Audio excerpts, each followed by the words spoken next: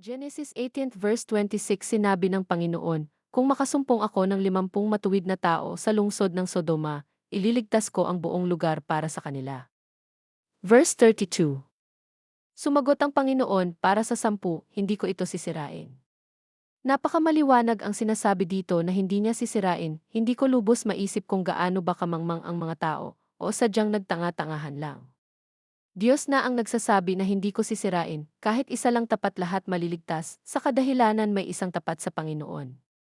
Hindi ko alam kung gaano kayo katanga at nagbulag-bulagan pa sa katotohanan.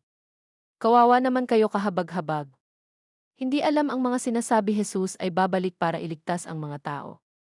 Alam mo ba ibig sabihin ng Jesus ay babalik, kayo may sabi niyan hindi ako. Ngayon ako na ang magsasabi.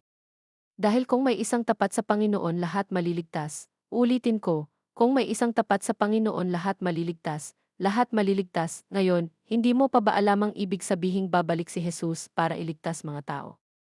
Dahil hindi niya parusahan ang isang lugar, kahit isa lang ang tapat, ulitin ko, dahil hindi niya parusahan ang isang lugar kahit isa lang tapat. Ngayon ang tanong bakit tinutupok ng apoy lahat, na mayroon namang palang nag-iisang tapat? Anong tawag sa mga ganyan mga bulaang himala? At naniwala naman ang maraming tanga at walang sariling mga pag-iisip.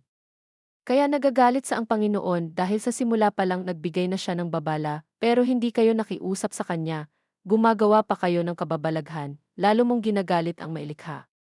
Ito ang lahi ni Adapa ng mga eskriba, save yourself. Ang video na ito ay hindi layunin na palitan ang iyong paniniwala or mga relihiyon.